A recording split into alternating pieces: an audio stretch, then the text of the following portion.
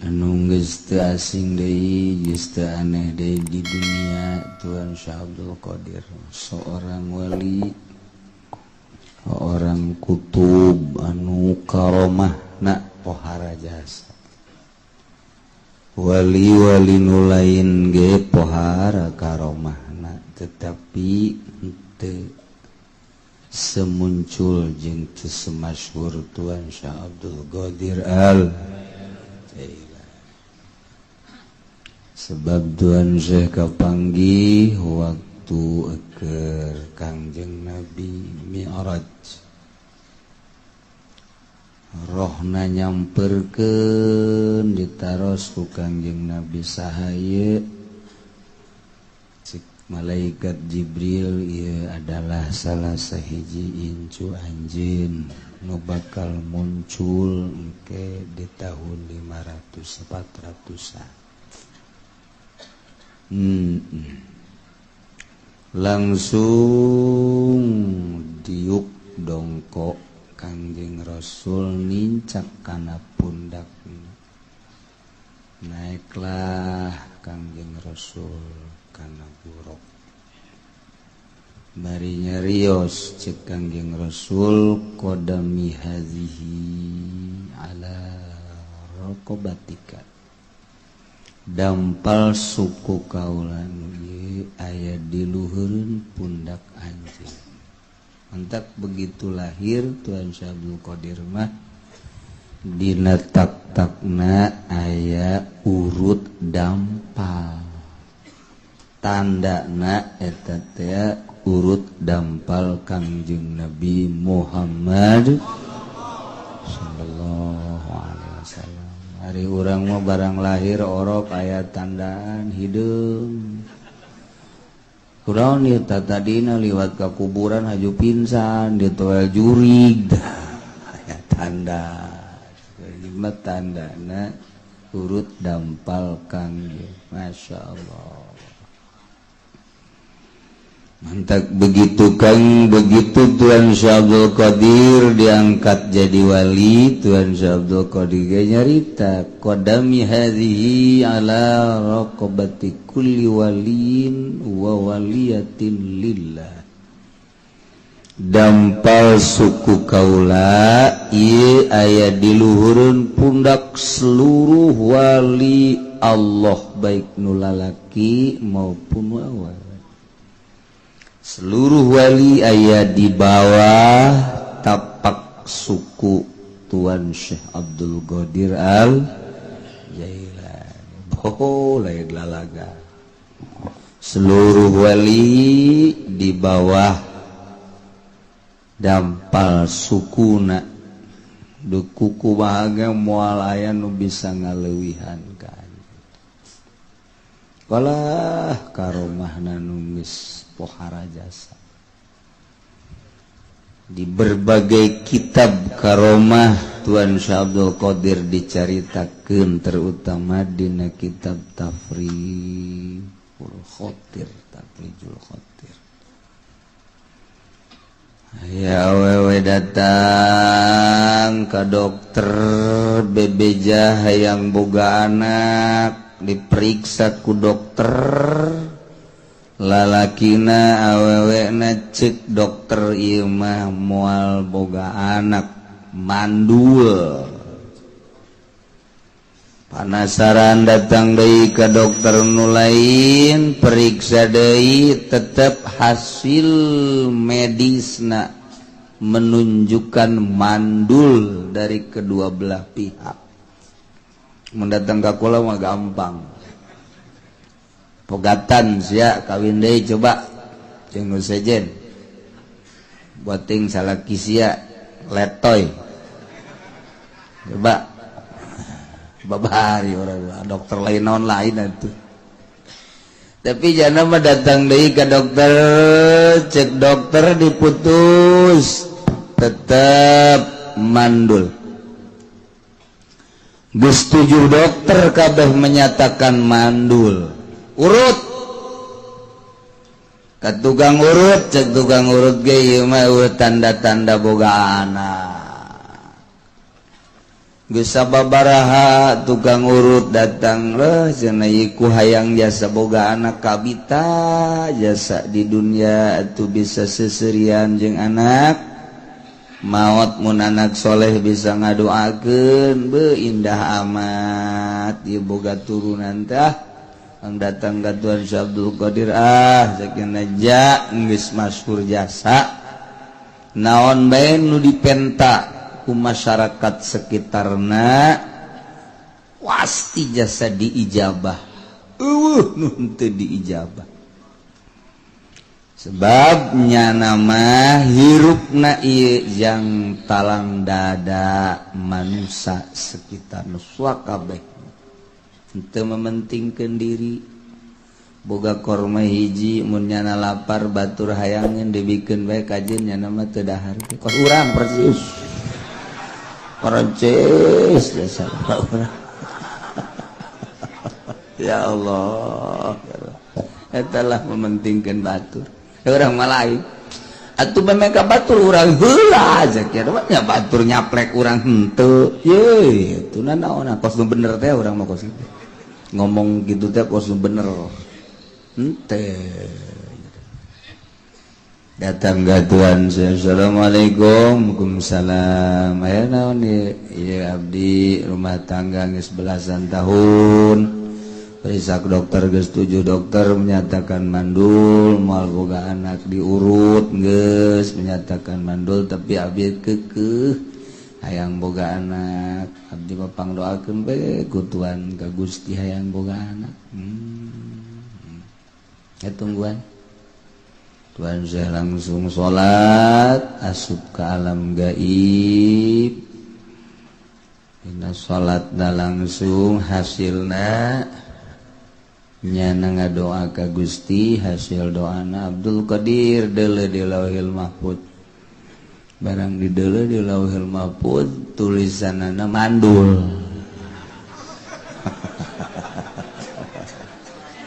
mandul itu bogaan nyana salat deui ka Gusti ngadoa deui ya Allah ya Rabbi abdi mah tidak mau tahu eta doa pohara jasa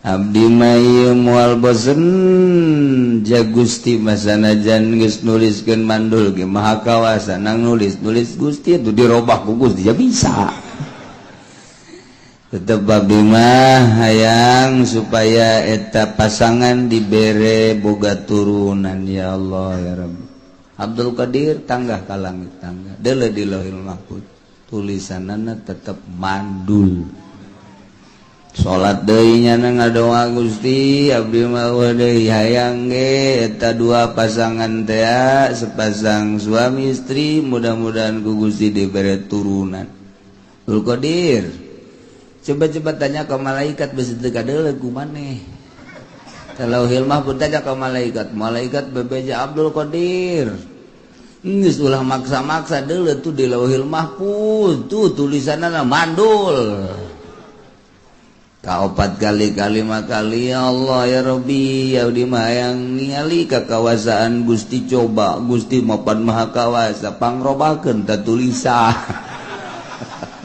itu kira-kira tengah doa Masya Allah kagedep kali begitu kagedep kali guys Abdul Qadir ulang ngadoa deh ya tuh terus-terusan bisa ngadoa ya guys menjakan gak tahu diberi anak gitu tuh dulu di Lauhil Mahfuz barang di dulu 7 anak sebab siapa sih ngadoa deh 7 kali ngadoa 7 kali diberi anak ngan bejakeun sing hade gitunya kudu menghormati wali Allah sebab wali Allah lah anu bisa maksa ka Gusti bejakeun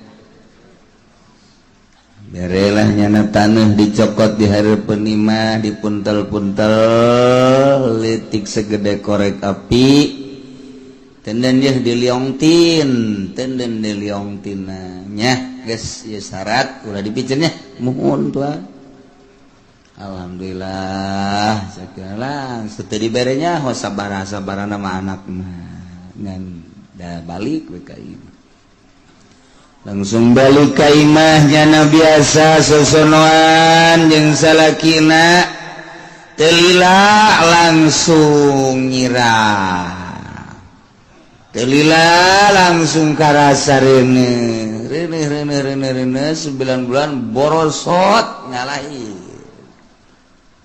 bungana luar biasa dibawa ke Tuhan saya alhamdulillah Tuhan ye hasil doa Tuhan teh ieu alhamdulillah tuh geus segera urusnya kasep nya halimpu bagus tak orok lalaki menang 40 poe reuneuh deui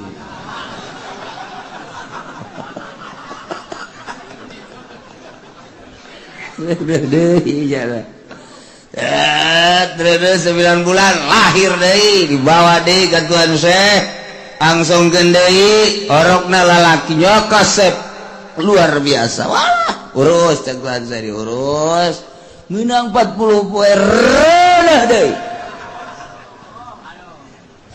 terus beta mah rene datang ka 7 bunga tetap jarak ke bunga alhamdulillah cek gana bu pahara jasa ngan nyana bari kieu be aya mah berarti lain doa Tuhan se ai loba kieu mah mun hiji mah berarti doa ai mah berarti cuman tertunda cek nyana lain doa kos kieu mah berarti ieu mah atuh tertunda bae ti Gusti berarti kamanjuran Tuhan Syekh tetep encan terlihat sebab ieu mah anu kajadian zeknyana datang ka 7 mah berarti tertunda ieu mah ngan pas ka ditu pas memang bener-bener haju naon gitu deuk dibere geus bae eta liong tin teh anu tadina dibanggakeun teh dipicen ku nyana ka juru imah lain doa Tuhan Syekh langsung harita keneleng nyana ieu pinsan begitu pingsan ngadengi suara jeritan horeng anakna kabeh sirahna kaluar getih paeh kabeh 7 maot langsung nyana hudang dihudangkeun ku salakina begitu hudang nyana nanya aya di mana ieu wah beda cek salaki berarti ayeuna nya aya di mana mah ieu leng-lengan ieu leng-leng emang tas di mana cek tas di akhirat ambo jawa amat lalakon tas di akhirat sagala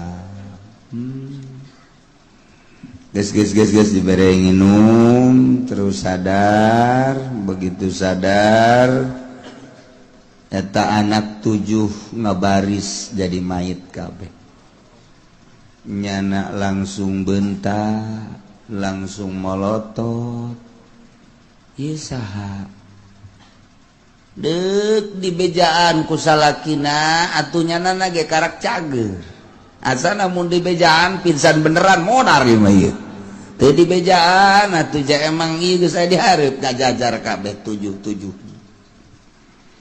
cek salaki lihat coba bae tingali tama mayit saha barang di dulu sirah getihan kabeh beulah kuluna ja ieu mah anak cek anak kok ieu tidak bisa ngadadak maot sakaligus haju kula ge pinsan pohara jasa cenah aya naon salakina langsung mamawa liong ti neng ih jimat ti Tuhan Syekh teh ulah ditoler-toler coba pake heula pake pan urang boga anak teh sababna ieu coba pake dipake deui kunya coba bejadi ka ditu ka Tuhan Syekh bebeja ieu tas noler-noler ieu jimat bebeja nyana terus dibawa ka Tuhan Syekh bebeja nyana bahwa di jero hate malik teu percaya lantaran ieu anakna lain hiji mun kitu mah 2 padahal 7 berarti ieu seolah-olah lain doa Tuhan Syekh tah kungsi noler-noler tak ieu leleong tin dipiceun ieu dipakekeun deui ku salaki abdi mah hiji abdi hayang cager Kadua anak abdi atuh nu parareh supaya hirup deui. Ambo cetuan saya. Pamenta ku pohara sia mah. Tuan saya langsung salat deui teh. Salat asup deui ka alam gaib. Munajat deui ka Gusti. Cek Gusti Abdul Qadir bejakeun ka eta awewe.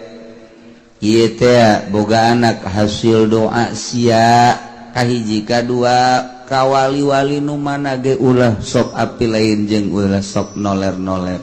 Sebab aing geus janji saha jelema anu nganyerikeun ka wali aing teu percaya ka wali aing jelema eta ku aing di peranganana cara aing meranganana disiksana ku aing kaum-kaum nu teu percaya ka wali-wali aing bakal disiksa cara nyiksana ku siksa aing jakeun jakeun katua kutuan Syekh ka anjeunna ka eta awewe langsung cerik cai mata unggal lengkah netes ka handap bari balik bari netes tobat ka Gusti Allah datang ka imah anakna keur dalahar eta nya ngahaneng we kieu. Masya Allah kakarak dirinya nyana percaya karena keistimewaan karomah Tuan Syekh Abdul Qadir al Jailani di pohara aja saya ya Allah pernah kula gaya anu maksa maksudnya lain boga anak yang maksa yang nyandung itu bapak hari tak mau gitu teu kudu maksa tuh sih asal boga duit nyandung gak itu bener nyandung beneran berarti doa aing dijabah.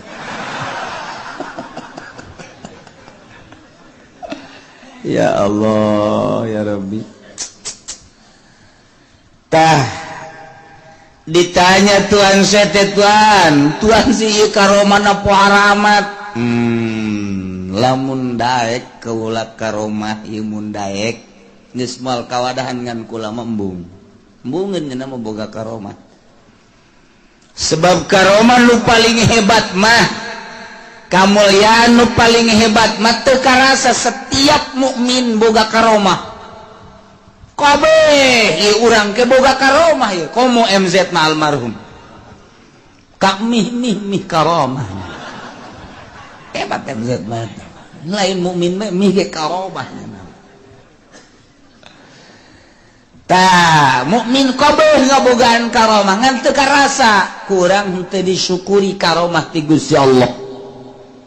Urang ieu dibere iman ka Allah hiji karomah teu karasa saenggeusna iman urang teh dijadikeun jawara ku Gusti Allah lain karomah tah mah belon tah mah balik tina ngajawara kuari tobat ka Gusti Allah ngaji salat munggah haji eta karomah lain leutik-leutik karomah lain letik-letik karomah tah jawara babalik nu tadina mawa cimplong kuari nyana mawa kitab aduh emang bawa kitab iya emang bisa baca ya kagak itu dibawa iya atuh supaya kelihatannya atuh bagus aja cek waduh jadinya nyarupan ka kiai mau kitab eta karomah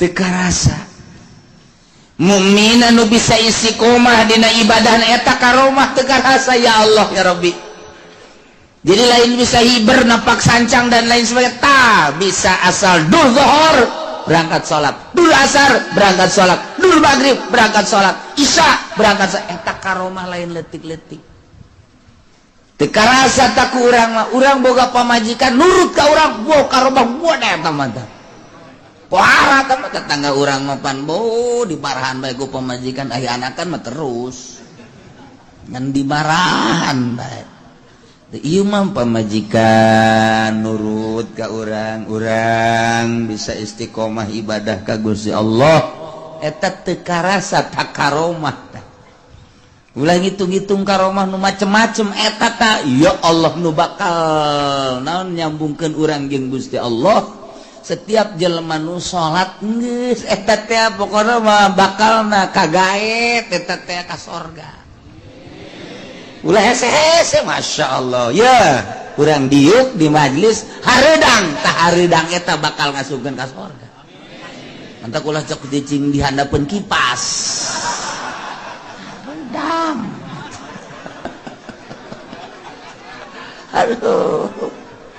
Tapi sorga teh loba jasa. Masya Allah karomah. Teu karasa tah karomah teh kos kitu. Nah ye urang bakal ngaholan raja para wali-wali Allah Subhanahu wa ta'ala. Lain di dieu bae Jawa Tengah bareng Jawa Timur di mana dia tuh di Malaysia, kemudian atuh di Birma anu araya tarikah di dunia bagus pugu di Irak, kemudian atuh ayeuna mah di Pakistan, di India, dunia tanggal 9 teh pohara jasa. Lain lalagan tanggal 9 mah pohara lobana di dunia. Entak turunan-turunan Tuhan saya orang lambat saya itu bisa. Sebab jana menghadiri mas di tempat-tempat gitu anu nyana geus diundang. Iyalah karomah Tuhan. Geus puguh tamaya awewe anu mencintai Tuhan Syekh Abdul Qadir, kemudian boga anak parawan, gawena eta anak teh ngan sakadar ngalasuluh lantaran di pakampungan, orenganan nyana diincer ku seorang pemuda anu dangkal, dek dizinahan, nyana teh memeh dek dizinahan teh dikitu ngaranna ditanya heula artina ditanya tadek embung dikawin ternyata embung nu mantak embung lain teu bogoh lantaran hayang nu sarua nyaho ka Allah nu ibadah sementara lalaki eta mah atuh kos kitu dangkal kurang pati ibadah embung nya diintip ku eta lalaki rahasia kaleuweung rahasia kaleuweung pasti na waktu nyana ngalasuluh antara gunung ke sorangan baik samperkeun ku eta lalaki cekel langsung bawa ka sisi gunung handapeun batu nu ngeunaheun rada tiis diporosotkeun kabeh didangkakeun wah teu tanaga awewe dibekem langsung kunyana ditumpakan eta awewe geus ngadoa macem-macem doa ti mimihna kene ti bekem kene ngadoa ka Gusti Allah can aya ijabah babacaan Quran dan lain sebagainya can aya ijabah artina encan ku Gusti teh can diijabah tapi terakhir begitu manehanana ditangkep ieu geus mamam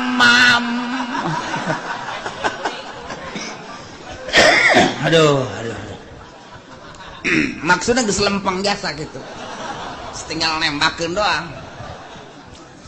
Masya Allah nyana ngajrit ka Tuan Syekh Abdul Qadir Al-Jailani. Ya Allah Tuan teh boga wali, Tuan teh boga wali Gusti ngaran Tuan Syekh Abdul Qadir Al-Jailani. Abdi teh termasuk salah sahiji anu cinta ka anjeunna. Dengan karomah Tuan Syekh abdi nyuhunkeun kasalamatan Gusti, kabeneran Tuan Syekh teh keur ngalawudu. Artina ngadenge jeritan Tuan Syekh ngadenge jeritan kieu. Oh, aya nu ngajerit salah satu muridna langsung bakiak dicekal kojana dialungkeun teng. Alah batan bom atom. Jeger wae kena tarang ngaguling langsung. Hiji deui dialungkeun kena dada deuk ngagoleh teu kacaritakeun ku kumahana salamet bae awewe di dinya begitu salamet langsung make baju deui langsung make kutang dipake deui jero salamet cek jana alhamdulillahirabbil alamin beres bakiak dibawa ka imah tidinya langsung manehna hayang ziarah cinta mah cinta ngancan pernah manehanana datang nah iya datang di pakampungan anu jauh wa gila manehanana ieu orang Mesir ka Baghdad jauh jasa lempang langsung lempang ya berbagai cara kendaraan dan lain sebagainya datanglah ke Baghdad pas keur pangajian begitu keur pangajiannya datang mawa bakiak disambut ku Tuan Syekh kadi eta cenah bakiak nu kula kadi waktu jamaah ribuan karita kaget keke datang aya awewe tur mawa bakiak kumaha mimitina nah eta lah dongeng langsung si awewena bahwa kula teh diganggu ku hiji lalaki gitu nah ieu tanda bukti ieu bakiakna Masya Allah iyalah Tuhan saya mentak kamari waktu keur perang Irak Amerika dibom terus tama bom nyinghai dan nyingsa nyuai teu bisa ngabom makom Tuhan si Abdul Qadir aman we kamari kula ka ditu eta mah majlisna utuh makamna utuh pangutuhna lain teu dibom malah masyarakat kadarinya asal aya bom ti Amerika breg asup ka dinya aman tenang di jero mah eta bom luhuh wah dicecer terus mentak dakwahna para wali mah geus maot ge terus bae ku gara-gara ieu terus dicecer teu kena ditelitilah ku para pilot kepala tentara Amerika akhirnya lain hiji 20-an bahkan ratusan nu asup Islam kitu wali mah dakwah teh geus maot ge dakwah terus ngislam-ngislamkeun jelema urang mah keur molotot ge malah urang kabawa ka ditu sia aya orkes sia ulah sok nonton we goblok sia ye ulah aram sia mah jadi ka mana aing anak kalau ka ditu sugan aya di ditu di mana di ditu di orkes tolol tak budak teh bebeja deui ka aing jo di ditu na kebal ditolol tak haji dakwah si kos kitu bebeja dengan anak korengnya dengan birit biduan teh hese dakwah ilah Tuan Syekh Abdul Qadir Masya Allah karomahna nu pohara jas eta teh jelema kitu anu pernah nincak majelis kaula atau liwat majelis kaula eta engke ku kula bakal disalametkeun jaga di akhirat ya Allah ya Rabbi man marra majlisi cek Syekh Abdul Qadir saja loba anu pernah liwat bae ka majelis liwat doang geus ku kula ditulungan di akhirat liwat doang ayo kan poe minggu urang deukeun majelis Tuan Syekh geus teu kudu zikir lewat cukup geus sakitu doang beres sia kudu aing liwat doang dititahna ge asal ka aku murid bae geus beres ya Allah ya Rabb ikaromahna pohara jasa ya Allah jelema maot begitu maot kaimpi ku anakna keur ngojai di neraka bapana ngojai di neraka udang tias si anakna langsung cerik datang ke Tuan Syekh aya naon abah maot atuh abah maot sih geus lila geus aya mah meureunanan 7 poe mah kunaon kaimpi ku abdi kaimpi kumaha keur ngojai di neraka bapak maneh pernah naon kitu ngaranna pernah milu pangajian jeung kula teh ya di tempat-tempat kitu riungan majelis henteu pernah nya nama pernah ngadaengkeun ngaji kula henteu pernah nya nama pernah waung teu nya nama nyaon teu kangaran ieu ngaran nyaon henteu nya nama teu nyahoun gawe naon bae tuh bapak sia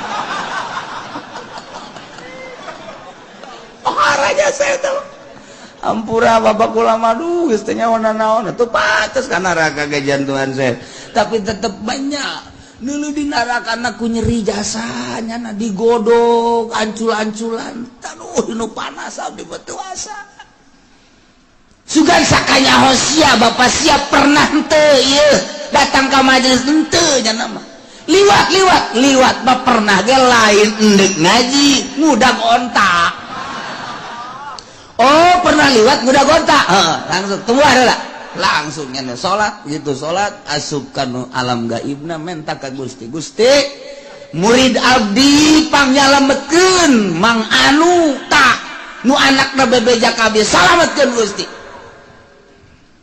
Cak Gusti Pantama lain murid.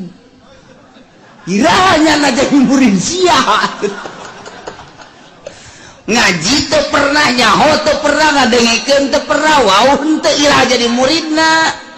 Ngamajlis teu pernah, eta Gusti Janal ngudag kota liwat ka majelis abdi eta ge murid. Waduh, cek Gusti Allah geus atuh disalametkeun nanti kos kitu murid mah. Langsung isukna ngimpi deui geus saya di sisi neraka gerge we alhamdulillah. Bejakeun ka Syabdul Qadir cak bapana dina ngimpi hatur salam gitu. Waduh aing nu lamun lain ku nyana ieu aing rebek cenah tah. Tah jadi nyana ngudag onta doang liwat murid keneh bae. Boh tuh komo urang mah poe Minggu liwat atuh geus. Murid be pokona mah geus. Nyana teh ge jana aya di luhur neraka kieu can puguh ka mamanana eta. Tapi geus diangkat. Ya Allah, komo urang mah cinta ka wali Allah Subhanahu. Eta cenah Muhammadiyah versi teu percaya. Dia tuh jor bae sia aing. Karasa sia geus modar sia. Kitu bae ulah hese ulang mikiran Muhammadiyah versi Wahabi urang kuari mah.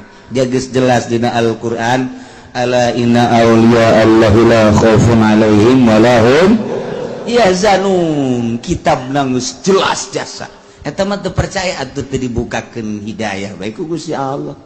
Sakitu bae meureun kamulyaanana ai urang mah alhamdulillah percaya ka Allah, percaya ka Kangjeng Rasulullah, percaya ka aulia-aulia Allah Subhanahu wa taala.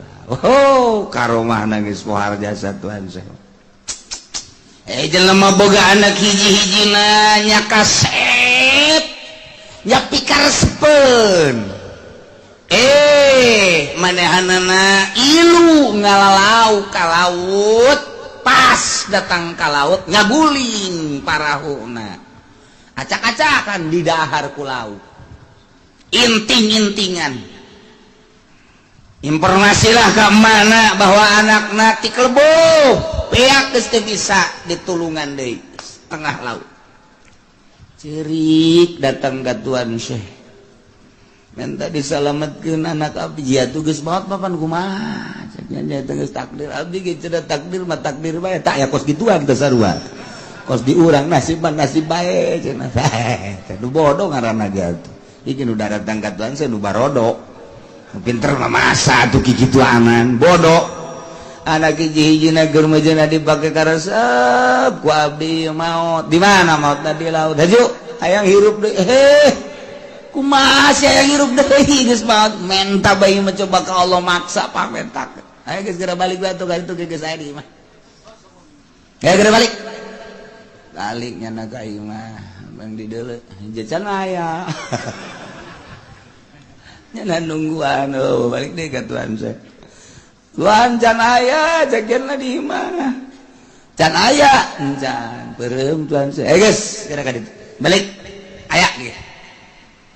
Datang ka imah keneh mah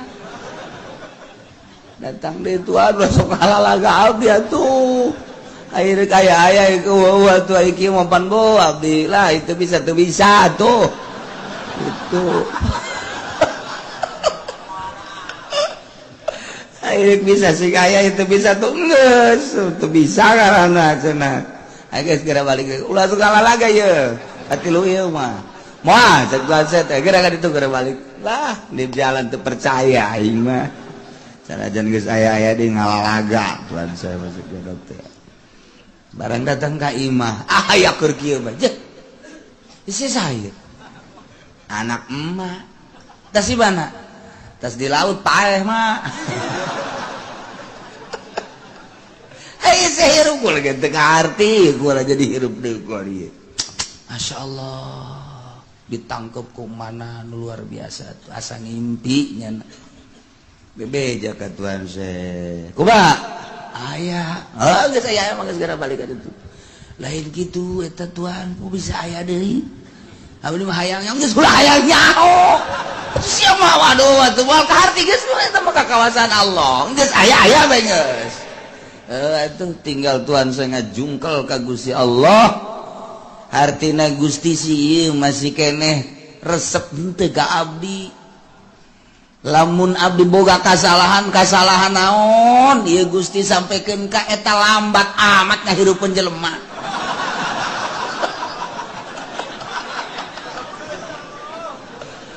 kari naon kasalahan abdi deuleu denge ambe rasa atau mungkin tina sare atau mungkin aya kanikmatan duniawi nu ku abdi dinikmati atau mungkin naon pikiran-pikiran abdi anu kaluar saeutik berhentina inget ka Gusti coba pangnegorkeun naon tetep nyana ceurik can dibere jawaban nyana ngajungkal sujud ka Gusti kasalahan naon sampaikeun ka lambat tilu balik eta izin abdi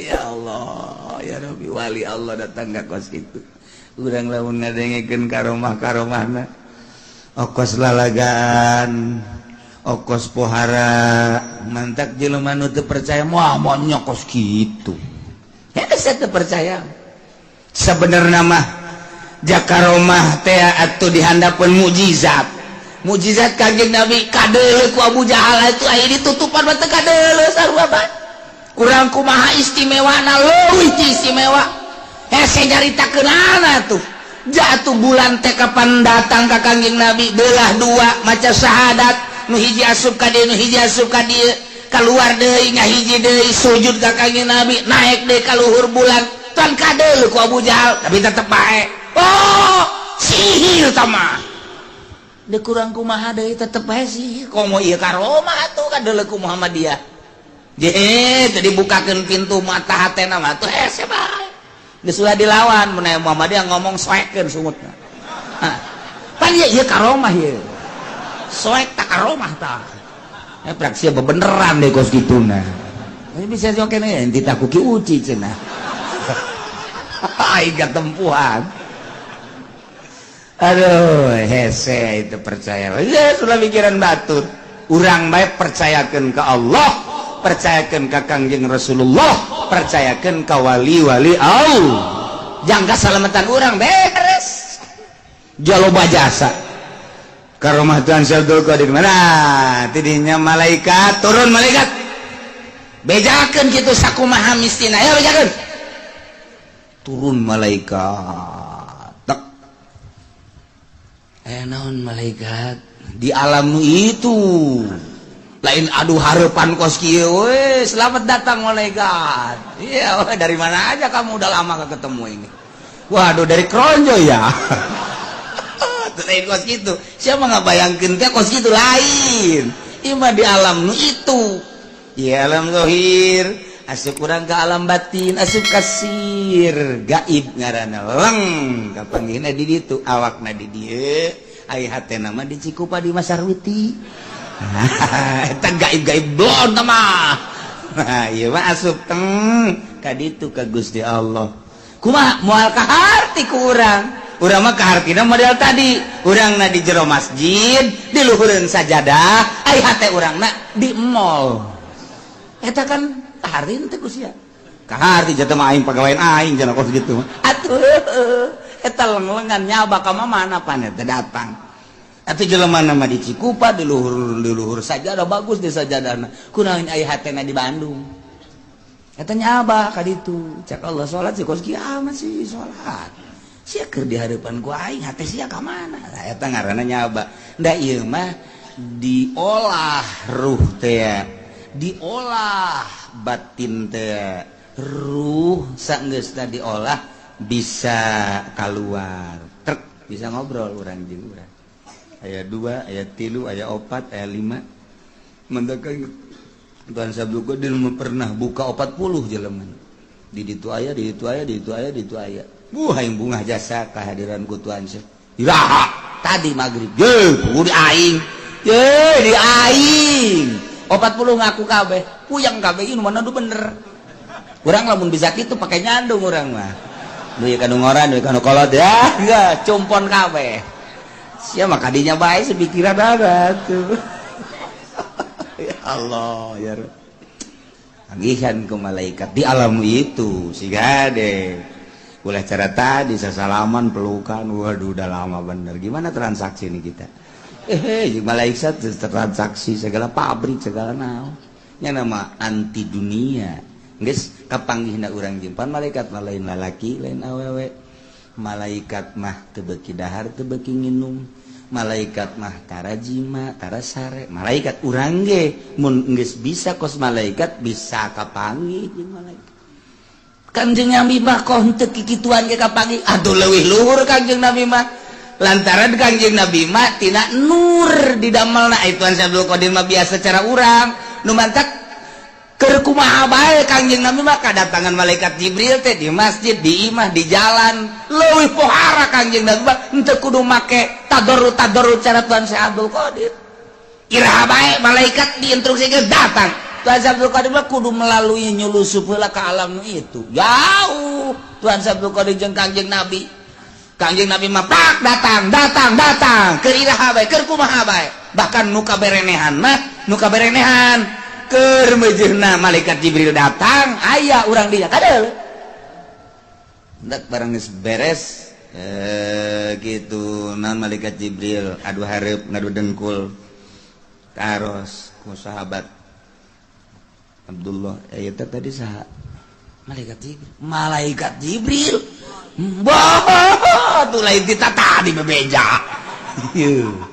bah kasep amat jeung seungit amat eta malaikat Jibril katingali tah ku Abdullah bin Umar mah ai ku ente mah pagon moal tetap ente mah jameureunan matana kahalangan ku sinden dumal bisa tuh mun sinden dijauh ge kadul oh tuh wih mantap jasa nu mana baju beureum eta emang mata sinden mah kos gitu Ari Abdullah bin Umar mah atuh matana mata itu mata malaikat atuh kadeu ya Allah bahkan Siti Aisyah mah dihatur salaman ku malaikat Jibril Aisyah Jibril atur salam alaikalissalam bangun teu bungaheun teh biasa bae barang menang saminggu mah Aisyah ulang Allah atur salam kakarak aduh pohara jas dihatur salaman ku Allah ente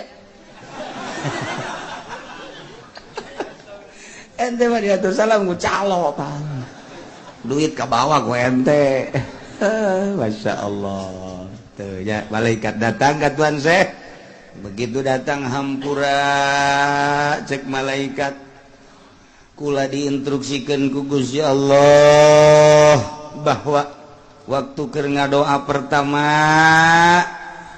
kula diinstruksikan ku Gusti Allah titah neangan daging-daging nu geus didahar ku lauk-lauk idinya dikerahkeun seluruh malaikat teh kapanggih kabeh doa kadua eta teh kakara keur dihiji-hijikeun doa katilu kakarak nyokot roh diasupkeun deui bari dibawa ka imah kok kitu cek Tuhan saya tuh kitu jana sujud deui ka Gusti Allah Gusti Bapan Maha Kawasa kok make kikituana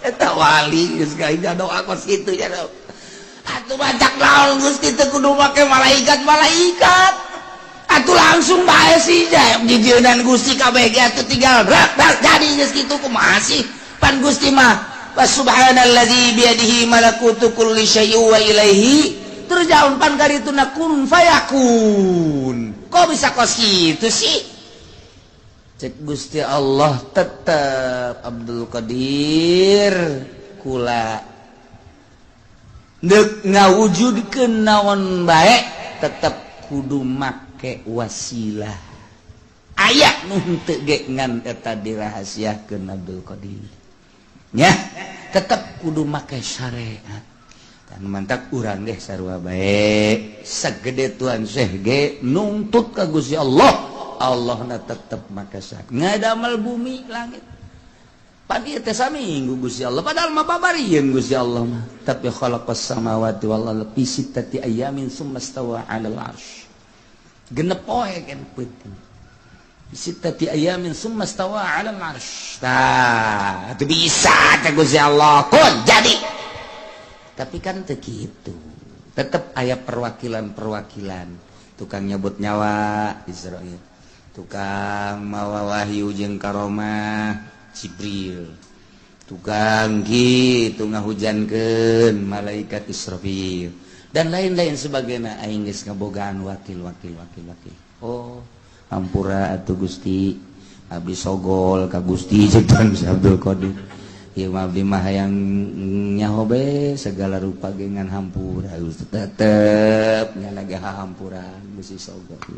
Tak itulah wali Allah Subhanahu wa ta'ala. Lain lalaga. Karomah Tuhan semun kurang dibaca ti hiji kadua katilu kaopat keur mantak muringkak bulu karomah. Satu ketika Tuhan Syekh teh eueuh di imah, di majlis teu aya, di masjid teu aya. Di Taryangan ternyata nyana aya di Bangawan Tigris. Nyana keur kieu bae di Irak di luhureun sajadah. Ditongton ku jelema loba. Sugan teh keur naon di luhureun cai kieu. Ternyata lauk, seluruh lauk, berbagai jenis lauk daratan musapan dampal leungeun Tuan Syekh kabeh. Nyanana kieu bae. Jutaan lauk geus berbagai jenis lauk geus beres. Langsung Tuan Syekh indit deui kabeh ditaros ai tadi naon. Kula diondang ku murid kaula di laut cekna hayang sasalaman jasa sakali besa umur hirup mantak kula ieu naon kitu ngaranna ngaluangkeun waktu di sasalamanan kula waingan jutaan lauk tah teu eureun terus sing beletik ka dieu lamun urang mawa jaring urang maka dieu lauk mantep jasa yeuh urang wah tong geus mantak birak lauk ge sebab dek diganggu ku urang mah. Ikut Tuhan saya mah tuh lauk narurut, maung nurut kabeh. Aya waliullah naik maung bae ka mamana naik maung bae ka mamana. Ngan maung mapan kudu dibere daging. Nu mantak asa datang ka di daerah ka muridna pangneangankeun daging. Dek sapitah, dek embetah. Pangneangankeun kitu bae selalu. Akhirna nyana nyaba ka Tuan Syekh begitu nyaba ka Tuan Syekh datang tadi maung pae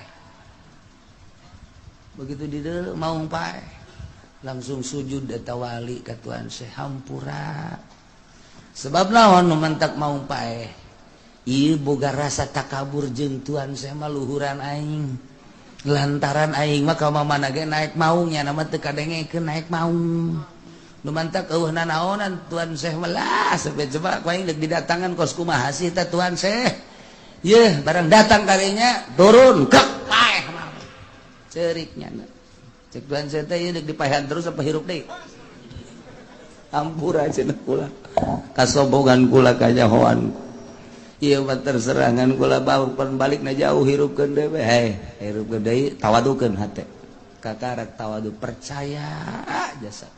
Bahwa eueuh di wali di dunia pangluhurna iwal ti anjeun dalam mau geus kieu atuh ulah kitu cenah mau ulah hajuk wari mah bangun buringas kitu kula paeh tawadukeun deui makin tawadu mau bisa ditumpakan deui entek sok geura tawadukeun ku urang hate urang haju urang ka Taman Safari. Hayangnya turun orang di mobil. Okay. Selamun orang nu bisa naikkan nyana atau nyana nu bisa ngegel orang. Asana nyana.